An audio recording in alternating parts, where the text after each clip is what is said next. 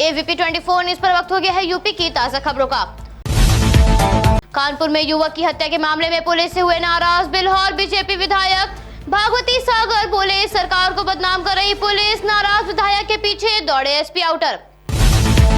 CM योगी ने सपा अध्यक्ष के मैं आ रहा हूं वाले पोस्टर पर कसा तंज, बोले आज जो कह रहे हैं मैं आ रहा हूं वो अपहरण, अराजकता, लूटपाट के लिए आ रहे हैं, ये हम सब नहीं चलने देंगे।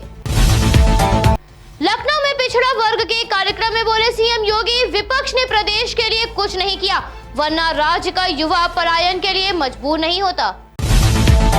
टीकाकरण अभियान के गलत आंकड़े देकर फंसे महाराष्ट्र के मुख्यमंत्री, बताया देश में सर्वाधिक 3 करोड़ लोगों को टीके की दोनों खुराक महाराष्ट्र में लग गई, जबकि यूपी ने पहले ही पूरा कर लिया था आंकड़ा। ट्रोल हुए सीएम ठाकरे, डिलीट किया ट्वीट। टीकाकरण में यूपी अव्वल, पिछले 24 घंटों में कोविड-19 के 9.41 लाख लोगों को लगी वैक्सीन की खुराक, कुल 12.76 करोड़ वैक्सीन लगाई जा चुकी हैं। यूपी टीकाकरण अधिकारी डॉक्टर अजय घई ने बताया कई गांव ऐसे हैं जहां पर ज्यादातर आबादी ने पहला टीका लगवा लिया और दूसरा टीका लगवाने के लिए लोग कम आ रहे हैं, प्राथमिकता पर वैक्सीन लगाई जा रही है। हरदोई में आजादी के अमृत महोत्सव एवं स्वच्छ भारत अभियान पर आयोजित गोष्ठी में पीएम की तारीफ करते बताया उन्हें भगवान। राज्य मंत्री प्रभार उपेंद्र तिवारी बोले, ऐसा महापुरुष धरती पर एक ही बार आता है, इसलिए पीएम कोई साधारण व्यक्ति नहीं, वो साक्षात भगवान का स्वरूप है, वो प्रधान सेवक के रूप में हमारे बीच काम करने आए हैं। सीएम योगी गोंडा के दौरे पर, जिस दौरान मेडिकल कॉलेज सहित विभिन्न विकास योजनाओं का लोकार्पण व शिलान्यास करेंगे। सीएम के दौरे की तैयारियां हुई पूर्ण, डीएम मार्कंडे शाही ने बताया सीएम 10.19 अरब रुपए की विभिन्न परियोजनाओं का शिलान्यास करने के साथ ही लाभार्थियों से करेंगे मुलाकात। सीएम योगी 281 करोड़ की लागत से बनने वाले मेडिकल कॉलेज निर्माण की आधारशिला रखेंगे और रेलवे क्रॉसिंग पर ओवर ब्रिज का कर सकते हैं शुभारंभ। लखनऊ में कूड़ा प्रबंधन में भ्रष्टाचार आया नजर, लाखों खर्च होने के बाद भी मशीनों का नहीं हुआ रखरखाव, 20 मशीनें खराब, महापौर संयुक्ता भाटिया ने अधिकारियों पर जताई नाराजगी। संयुक्ता भाटिया बोली, ये कंपनी का काम है, वो कूड़ा प्रबंधन करें और अगर सुधार नहीं हुआ तो वो अनुबंधन को रद्द करने के लिए प्रशासन को पत्र लिखेंगी। लखनऊ में दिवाली मेले की तैयारियां अंतिम चरण में, गोमती तट लाइटों से जगमगाया, झूलेलाल वाटिका में लगेगा मेला, मंदिरों में भी हुई सजावट। कोविड प्रोटोकॉल और लॉकडाउन उल्लंघन को लेकर दर्ज हुए मुकदमों की वापसी प्रक्रिया यूपी में हुई शुरू, 3 लाख केस वापस लेगी यूपी सरकार।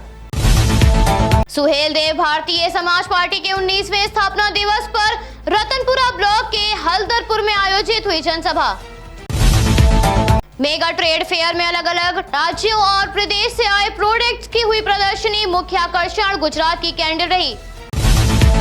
पुरी में एसडीएम और थाना प्रभारी ने पटाखे बनाने वाली दुकानों का किया निरीक्षण, दुकानदारों को तेज आवाज के पटाखे न बनाने की दी हिदायत।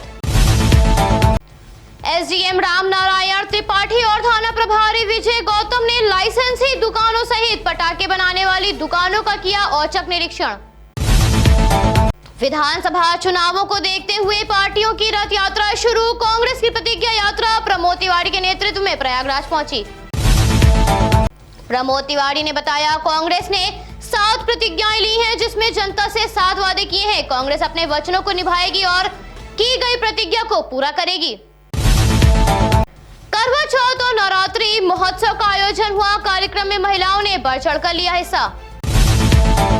कार्यक्रम का मकसद महिलाओं के छिपे टैलेंट को प्रदर्शित करने का रहा। कार्यक्रम की प्रबंधक सुजाता मलिक रहीं। शहादतगंज में दरगाह हजरत अब्बास के पास मिला शिशु, रास्ते से गुजर रही महिला शिशु को ले गई अपने घर।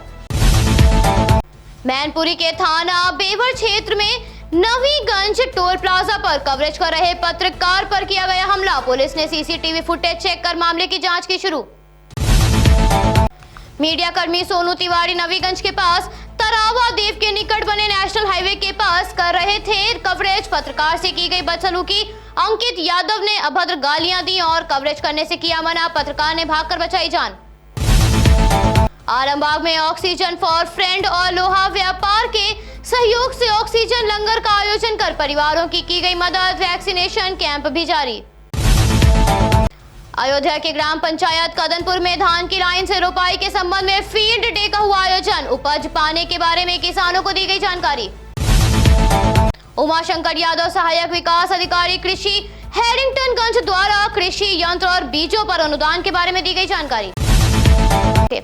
कृष्णानगर के स्काई हिल्टन के बाहर नशे की हालत में 2 युवतियों की मारपीट का वीडियो वायरल। युवतियों और एक युवक पर संगीन धाराओं में मामला दर्ज। बीएचयू ने बीबीएससी द्वितीय वर्ष के 2 छात्रों को किया निलंबित। 14 सितंबर को राजस्थान में फर्जी परीक्षार्थी बन नीट की परीक्षा देते पकड़े गए थे। काशी में इस बार दिवाली पर पटाखे न फोड़ने एवं सिर्फ मिट्टी के दिए से दीपोत्सव मनाने की गई अपील। वाराणसी में टीकाकरण के महाअभियान को किया गया तेज। 23 जिलों में 125 केंद्र बनाए गए। जिले में 367 सत्रों का आयोजन हुआ। वाराणसी में सुबह तापमान की गिरावट के साथ हुई शुरू, दिन चढ़ने के साथ हुई उमस।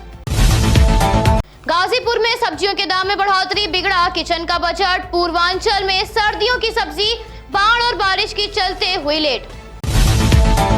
लगातार बारिश के चलते नदियों का जलस्तर बढ़ा। गंगा उफान पर, कई जगहों से संपर्क टूटा।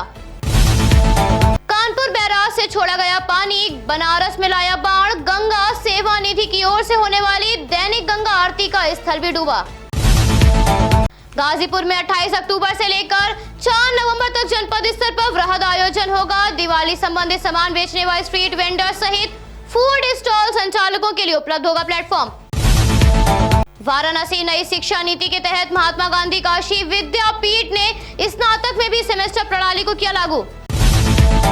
स्कूल छोड़ चुके बच्चों को दोबारा दाखिला कराकर उन्हें योग्य बनाने की कवायद करेगा प्रशासन। शासन स्तर पर शादा कार्यक्रम हो रहा आयोजन, एआरपी को सौंपी गई जिम्मेदारी। गोरखपुर की प्रमुख सड़कों पर पैदल यात्रियों के लिए पाथवे बनाया जाएगा। सभी 4 लेन एवं 2 लेन सड़कों पर होगा निर्माण।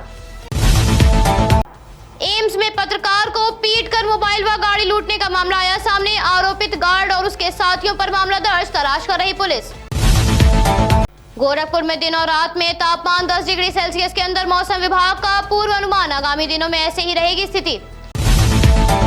श्री राम जन्मभूमि तीर्थ न्यास के कोषाध्यक्ष गोविंद देवगिरी ने बताया 2024 तक रामलला मंदिर में होंगे विराजमान। श्रद्धालुओं के दर्शन के लिए मंदिर खोला जाएगा।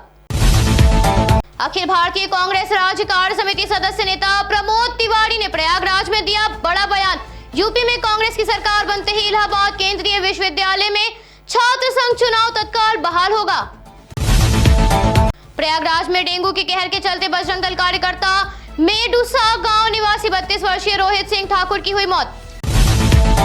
प्रयागराज में गंगा में नालों का गंदा पानी और फैक्ट्री से निकल रही गंदगी का जाना बंद नहीं हुआ। नगर विकास मंत्री की चेतावनी के बाद भी जारी है सिलसिला। प्रयागराज में सोने के रेट में 200 रुपए प्रति 10 ग्राम की बढ़ोतरी। चांदी की कीमत में 3000 किलो की गिरावट। पूर्व पीएम इंदिरा गांधी की जयंती 19 नवंबर को Akhil Bharatiya prize money Indira marathon का किया जाएगा आयोजन। 36वें संस्करण की तैयारियां शुरू।